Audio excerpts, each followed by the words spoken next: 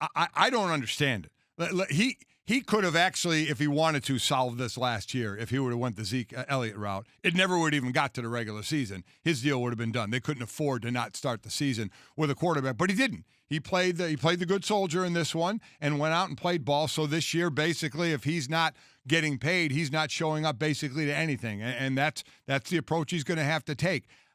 To me, there's no doubt in my mind that deal gets done. No doubt. If it doesn't, I mean, I would absolutely be stunned, and then you point your finger right at the general manager of that team, who's also the owner, not only Jerry Jones, but Stephen Jones having more influence as well with his father usually cleaning up after his dad when he maybe says something that he shouldn't or undercuts a coach. But I would be stunned if he's not paid $35-36 million a year. Yeah, we keep saying that. And it keeps not happening. This keeps on doing. Like, this is starting to get major Kirk Cousins in Washington vibes where, all right, they're both guys that were drafted outside the first round. You didn't have the benefit of that, fifth-year option on a lot of these. And now we're getting to the point where I kind of said yesterday, you keep playing this game, eventually what's going to happen? You ain't going to be good. And we've seen this time and time again with the deals that should have been done but weren't in a timely fashion in Dallas. Well, I don't know. I'm flummoxed by this because by all account, Dak seems to be everything you'd want in a leader, right? I know you've been leading the charge on this for a while, warring with the rest of us when we talk about Carson Wentz and Dak Prescott.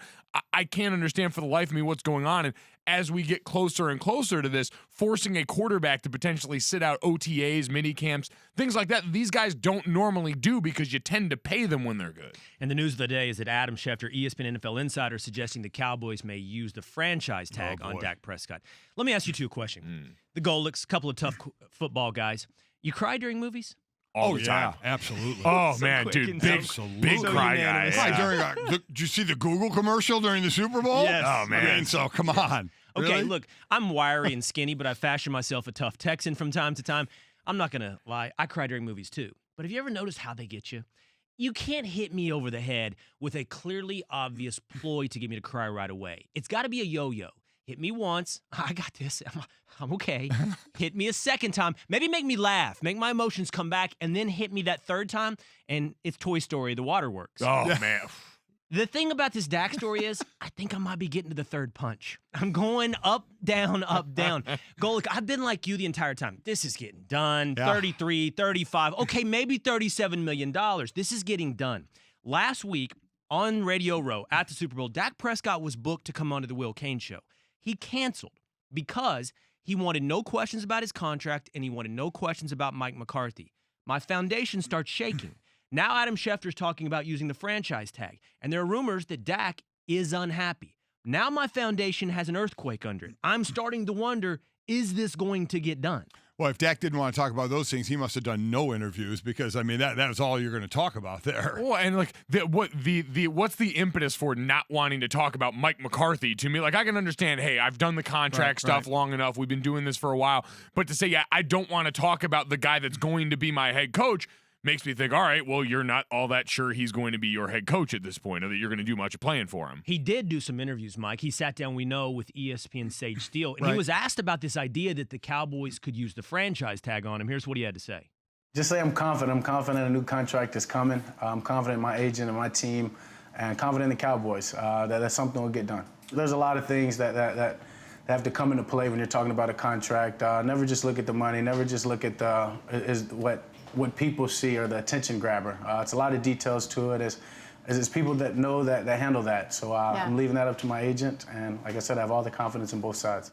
Junior, you're right. I don't think he's been a bigger Dak Prescott fan than me. I've probably been his #1 media supporter. I think he has everything you need to win a Super Bowl, the intangibles, the accuracy, the athleticism, the leadership. I love Dak Prescott, even if he does cancel on me.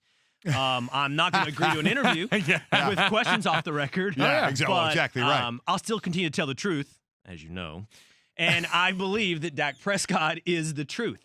But the Cowboys are making me nervous. Get this deal done. And again, for people to understand, because you'll say franchise tag, which will be a little over $30 million if it's the exclusive tag, why players don't like it anymore. I know people get sick and tired of hearing it because it's a guaranteed $30 to $33 million. When this franchise tag came into play, players loved it because they were guaranteed the top five, the average top 5 players at that position. And they're like, oh, my God, I made that money for a year. Now, understand, Dak could make $33 million if that's the number for this year. instead of what he would be guaranteed, probably $100 million. So it would be a lot of money. And if you play on that franchise tag, what if you get a horrific injury? You've missed out on all that guaranteed money. So that's why the players don't like it. It will be interesting in the new CBA where that franchise tag is and what they could agree to. And if he gets tagged, which again, that starts February 25th, I believe, he gets tagged, you're not going to see him around that facility. Thanks for watching ESPN on YouTube. And for more sports highlights and analysis, be sure to download the ESPN app. And for premium content plus live streaming, make sure to subscribe to ESPN Player.